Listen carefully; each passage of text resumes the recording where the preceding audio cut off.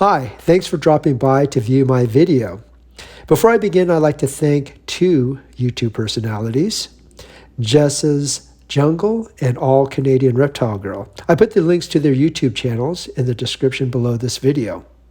You're viewing my two baby Florida blue and gold common garter snakes. I got them from a breeder in Florida when they were about 1 month old, and I've been with them now for about 3 months. And boy, have they changed a great deal within those 3 months. When I first got them, they were about, maybe 6 inches in length, and they were no wider than a pencil. They were skinny, and they were extremely shy.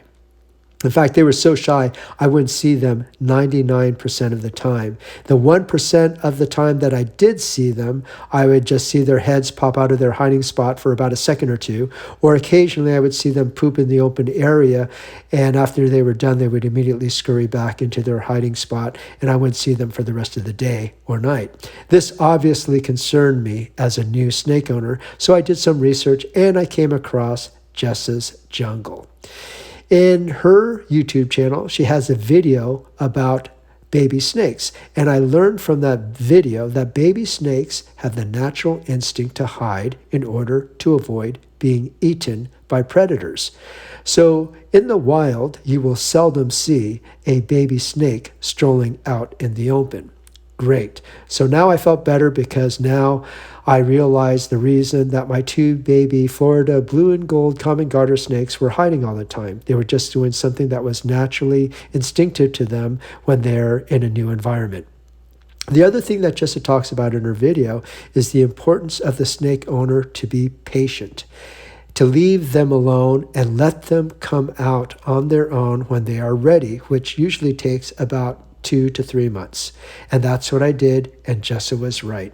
As you can see in the video, 3 months have passed, and both my Florida blue and gold common garter snakes are now roaming about in the enclosure. They're climbing, they're exploring, they're doing everything that I thought baby garter snakes should be doing in their enclosure.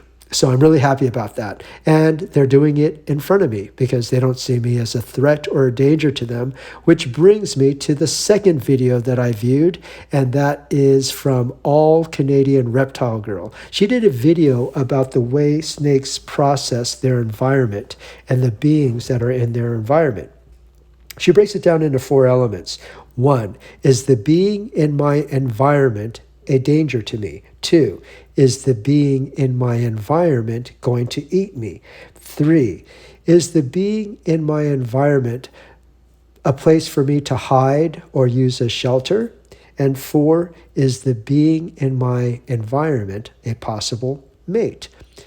Based on the way the snakes process these 4 elements will determine their behavior around me. So I had to modify my behavior in order to accommodate my 2 baby snakes' behavior so they don't see me as a danger, they don't see me as a threat, and they don't see me as a being that's going to eat them. So in the 3 months, I worked on this, and now they see me as safety. They see me as a being that provides them with food and water, and I clean up after them, and I pretty much leave them alone. So they feel safe, they're out and about, and that was my goal. My goal for the first 3 months when I first got them is making sure that my 2 baby snakes are enjoying their enclosure, that they feel safe in their enclosure, and that they can be out and about without fear of anything attacking them, and that they see me as a non-threat, and they see me as safety. They see me as a guy that's going to provide them with food, water, and clean up after them. And so I met that goal, those goals, thanks to Jess's Jungle and All Canadian Reptile Girl. So my next 2 goals for the next 3 to 6 months. 1, to be able to hand feed both my baby snakes, and 2, to be able to handle them. So those are pretty big goals, and I'm up to learning and modifying my behavior to get to my goals, and I want to make sure that my snakes are happy, they feel safe, and I can provide them the best life they can possibly have while being under my care. Thanks for viewing my video. Thanks again to Jess's Jungle and All Canadian Reptile Girl.